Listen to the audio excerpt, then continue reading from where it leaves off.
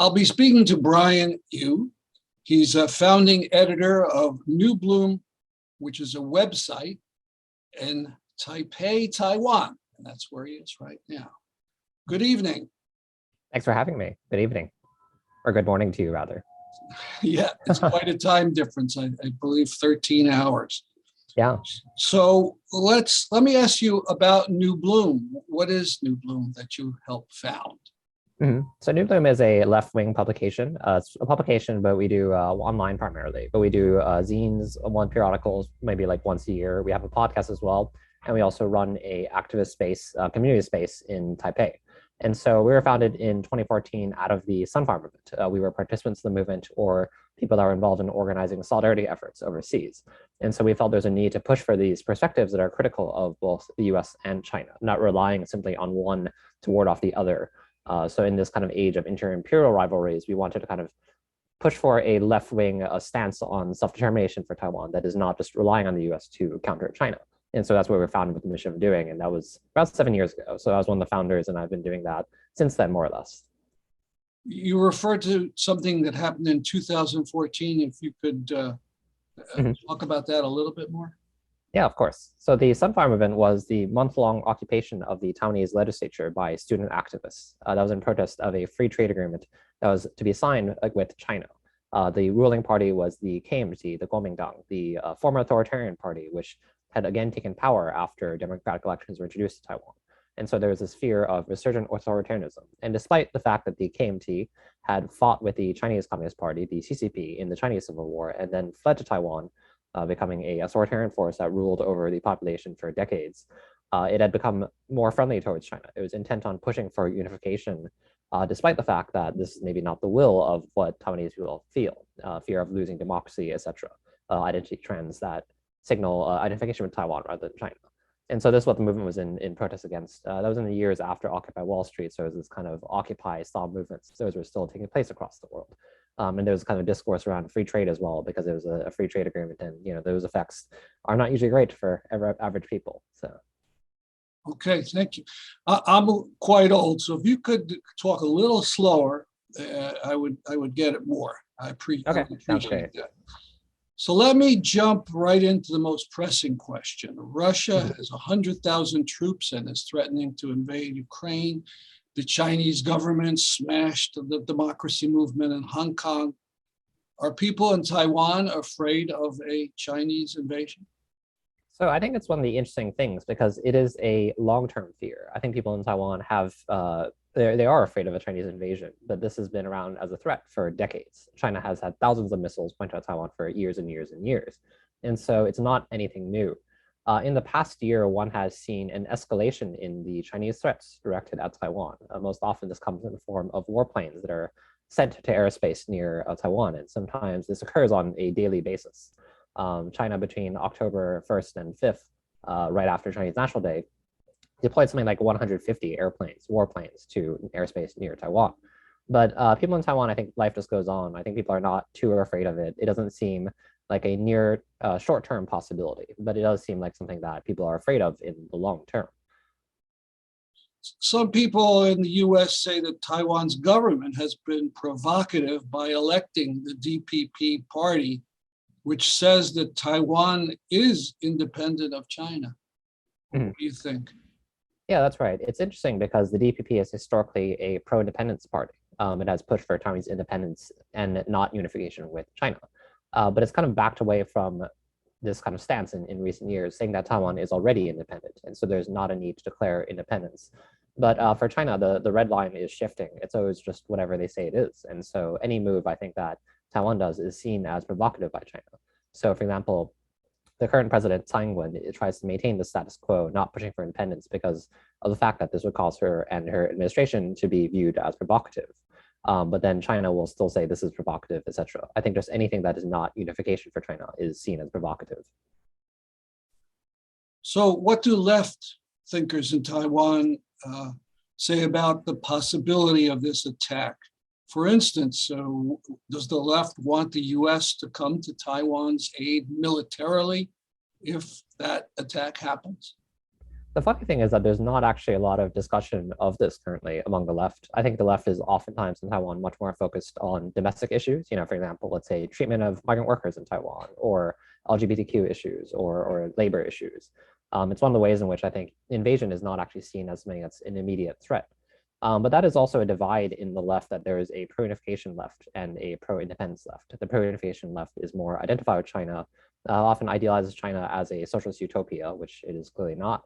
And the pro-independence left then is trying to articulate a path forward for Taiwan that is not just relying on the US to counter China, because we know the US has its own agenda in terms of backing Taiwan.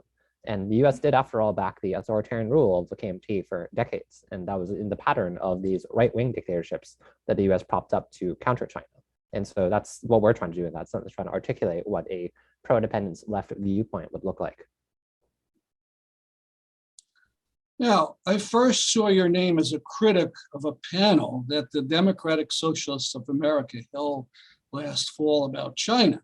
And I myself had written an article with criticism. Perhaps you could repeat some of the things you said in that article. Yeah, absolutely. So I think the DSA, particularly as one of the most prominent left organizations in the US now, has had a failure of internationalism. I think there's this attempt to work out these problems that has not really resulted in standing in solidarity with oppressed nations, or allowing for the path, support of the principle of self-determination, let's say. Instead, one has this kind of idealization of China that prevails, I think, unfortunately, among a lot of segments of the Western left. And so then Taiwan is seen only in these terms as phrased by China. It doesn't matter what Taiwanese people think or feel, or what their views on what their future should be. It's just seen as, well, you know, the Taiwan is only backed by the US to counter China. It doesn't matter what the people there think. It's insignificant in comparison to China. And then China can sometimes be also idealized as part of these viewpoints as something as better than the US, without taking into account that it is also seen as an empire by other countries in the region who are more directly at the end of threats from China, geopolitically, etc. And that is not even to mention the discontents from workers within China, or oppressed groups, or the crackdown on feminists and LGBTQ activists, etc. And so I think a lot of what the DSA and other groups like that, what it shows is this kind of lack of internationalism, of seeing other countries only in light of the US influence there, or seeing the specter of the US everywhere. For example, framing the Hong Kong protests as only US, in a US attempt at creating color revolutions to overthrow China, that sort of thing. So one of the speakers was Vijay Prashad, who works for a Chinese university, and he was all about geopolitics, seeing the US as the master manipulator and responsible for every challenge to Chinese policy. That's right. Yeah, I think Vijay Prashad's viewpoint on the world is just uncritical campism, idealizing China to counter the US. When I think that what particularly, let's say, I'm looking for is a way forward that does not rely on great power competition, relying on one power against the another. And so I think for leftists such as him, they have really thrown their, let's say, put all their eggs in one basket, which is China, and just seeing that as the way to counter the US. They see US hegemony as the greatest threat to the world and the only threat, without really understanding that there can be more than one empire in the world at the time. And that doesn't mean that one is good and the other is bad, that they may be both bad. I think that kind of critical thinking actually is something that is lacking in many elements of the left. You know, another speaker was Marxian Professor Richard Wolff, and he kept praising China because of its explosive GDP growth, and saying nothing about the rights of Chinese workers. Yeah, that's right. And that also does not surprise me, because I think that it's actually a little ironic from a so-called Marxian economist to frame things in terms of productivity and GDP and these very capitalist terms. Doesn't it take into account that those who are left behind by China's development, the incredible unevenness, the inequality that exists between workers in Chinese factories and these giant billionaires or whatever, or members of the CCP that are themselves quite wealthy. What also doesn't take into account is that GDP growth is highest in countries that suffer historically from uneven development. And so when they catch up, GDP growth can be quite spectacular. And so I think it reflects this very first world viewpoint, actually. I mean, if one flips it around, for example, he kept talking about how big China's economy was, but you think about how much larger China's economy is compared to the population of China is compared to the US. And when you think about it in those terms, actually, that China is only now catching up to the US despite having like 4 or 5 times the population. That means it's a tremendously inefficient economy. And I think that's the paradox that Wolff did not take into account. Right. I mean, there's millions and millions of apartments, empty apartments. When you talk about inefficiency, I mean, that's millions Absolutely. of empty apartments. Absolutely. And I think that just is one of those things that is dismissed. I mean, for example, there's a claim that circulates among these very pro-China leftists that these ghost cities do not exist, and that they're just something from Western propaganda. And you really need to just step out of like a first-tier city in China, and they are there, they exist. And they could just go see that with their own eyes if they tried, but that does not happen. For my part, in my article that I published on rpm.world, I complained that in 2 hours of the panel, no one said the words Uyghur, Hong Kong, labor unions, billionaires, coal plants, exploitation, or Taiwan. That's right. Yeah, absolutely. I mean, it doesn't surprise. I think just the attempt is made to idealize China, and it's not taken account to that. For example, there are minority groups that are oppressed, or that China has its own geopolitical targets that are in the end of threats. And so it's ironic because these leftists then are very critical of for example, in the US police brutality and things like that. And then they will justify that in Hong Kong, that this is different, that these are quote unquote socialist police. Or that in a time in which Black Lives Matter spotlights these racial inequalities in the US, then there's not discussion of, for example, the treatment of Uyghurs or Tibetans in China. And that's just paradoxical. It's seen as just one country. One country is perfect and the other is terrible. And it can't be seen that both have the same systemic issues, which I think ultimately stem from global capitalism. I think a lot of times in terms of the US or China, one sees convergent behavior. China also uses US war on terror rhetoric to justify the imprisonment of Uyghurs, for example. And I think that is just also ignored. Now, last week, The Nation magazine had what I thought was a very good article about the left and China. And again, there was a discussion of the DSA. It noted that the DSA would not condemn the destruction of the democracy movement in Hong Kong. That's right. Yeah, I think it's one of the paradoxes, just that, well, it's not our business, we shouldn't get involved. But unfortunately, if you're a US leftist, the US, it is everywhere, but you cannot only just stand against only the US's actions. I mean, I think being an internationalist, you also have to criticize things carried out by other governments. And I think a lot of times it is then just this insularity of seeing the US as the only actor, and then seeing other actors in the world that carry out repression of labor movements and dismissing that as just propaganda of the US to smear other governments, other rivals in terms of geopolitical contestation. And so I think that's ironic. I mean, I think that leftism, I mean, historically in the past century, and let's say the 20th century, we've seen a failure of internationalism, but this continues in the present in this kind of idealization of China, or will condemn China's actions. And this occurs despite something as large scale as the crackdown in Hong Kong or the imprisonment of Uyghurs, etc. Now, the article talked about two very different collectives. One is Lausan, and the other is Chao. Could you talk about both? Yeah, so I'm part of Lausan, though I don't do the most necessarily. One of many members. I just help with some technical stuff, really. But then it is formed in the wake of the Hong Kong protests in 2019, particularly among diaspora, attempt to build these ties of international solidarity between the protests there and the social movements there and the rest of the world. And that is a similar mission to New Bloom, which was founded in 2014 after a social movement as well in Taiwan. And so we're similar in that way. Tiao is a different group. It was formed in response to Lausan, more or less. It originated from just a few social media accounts on Twitter. From what? I didn't hear. A few social media accounts on Twitter. Yeah, I mean, it was actually originally a personal account that then rebranded itself as a collective in response to Lausan. And then it did seem to pick up some members after that, though it's not always clear who they are. They don't always reveal their identities and so forth, though they do seem to have ties with certain groups such as the PSL. And so they are idealizing of China. They claim that there's no such thing as the treatment of Uyghurs, for example, the imprisonment in these quote unquote re-education camps. They defend the actions of the Hong Kong police. They claim that the actions of protesters in Hong Kong are US backed. And oftentimes they are cheerleading the brutal actions of the Hong Kong police when they are critical of police brutality in the US without criticizing both. And so that's how this kind of conflict between the collectives originated. Now, we've mentioned the word Uyghurs a number of times. You're much closer to Northwest China, and we are here in Connecticut. So what would you say about the treatment of Uyghurs by the Chinese government? Yeah, it's in line with the treatment of quote unquote ethnic minorities in China. groups that are minorities and are not Han of the Han majority. In this case, it also particularly has to do with that they are majority Muslim.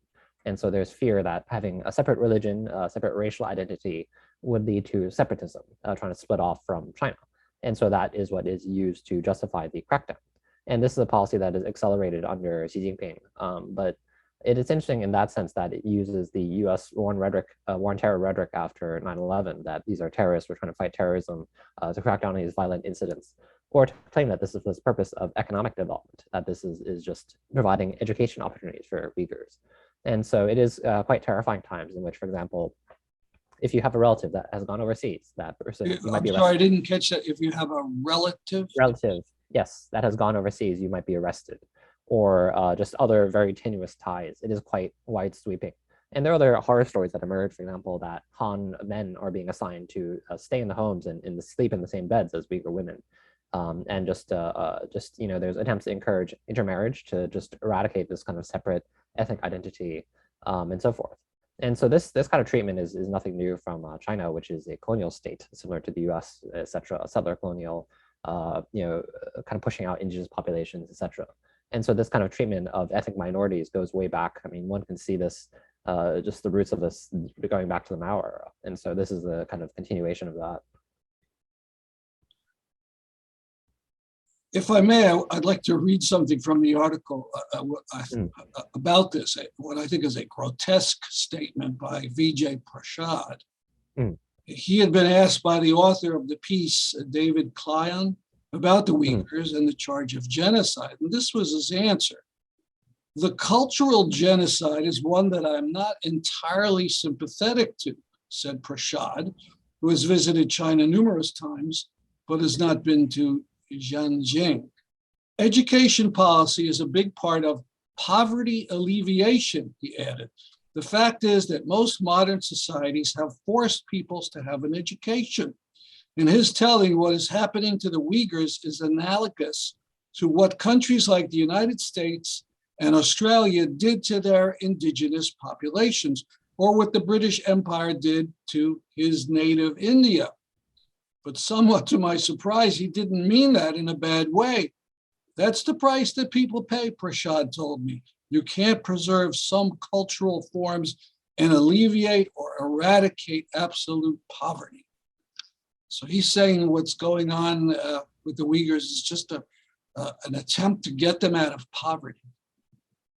Yeah, I think it's deeply ironic because, I mean, again, as brought up in the article, if you look at, let's say, what the US did with quote unquote Indian schools to basically try to stamp out indigenous populations, the claim is that this is also to educate them and to economically benefit them, etc. This is how I think genocide is carried out. This rhetoric is always used that's for their better. And so one sees this in China today. Well, as good as that article was, it barely mentioned Taiwan. So what is your message to the DSA and the broader left in the US from the left, or you're part of the left in Taiwan? Yeah, I mean, I think sometimes the views of Taiwan can be quite appalling. For example, Chapo Trap House, the popular, at least quote unquote leftist podcast, they said, well, recently, they just said China should have it. And what that doesn't take into account is the enormous human cost that would have on Taiwan and also China. For example, China is estimated to lose hundreds of thousands of troops in an invasion. It would be the largest naval invasion since D-Day. Taiwan is not so easy to military take. I mean, there's a reason why Chiang Kai-shek decided to flee here as a quote-unquote island fortress. And so it serves no one interest to have the unification of Taiwan and China in that sense, because it would be bloody, cost an enormous amount in terms of human life, and lead to regional tensions that potentially could escalate to war. And there would be also the global catastrophic economic impact that would affect the world all around, with China and Taiwan's economies going into crisis because of this. And so I think that's not what is taken into account. The view is that, well, it's just another thing propped up by the US, and so we should just give it to China. But what that reflects is a very colonial mindset, in fact. Just we can trade off this colonial territory of ours, let's say, to the China for peace. And it's also a very appeasationism, in just that appeasement. Just to hand it over to China, and that's the end of the game. But unfortunately, that's not the case. I mean, countries that are empires historically become more aggressive once they have some gains from aggressive policies. And I don't think it ends there. And I think that this just does not take into account the democratic will of the Taiwanese people, what they want in the present, or just thinking about this human cost. It's just thought of in these very abstract terms in which the US is the only real actor and China is just the just not really seen as itself a victimizer. It's only seen as just something that is idealized or seen as a victim, etc. And the US is still seen as a prime actor. And I think that's an issue. Thanks. I should have asked this early. I understand you lived in the United States. When was that? It was like the first 20 years of my life, effectively. So I spent a lot of time in the US. In what state? In New York, almost entirely in New York. So Occupy Wall Street, for example, was something I participated in college. That was actually the first, let's say, major social movement I participated in. Which college? I went to NYU. NYU. So it's actually a bit funny because I organized events with Richard Wolff in the past when I was at NYU. And so it is a little ironic now for me to be criticizing people such as him or David Harvey when I've organized events where he was a guest, where both of them were guest speakers. Well, things have to be done. I really appreciate this interview. Thanks for talking with me. It was great talking. Enjoyed it.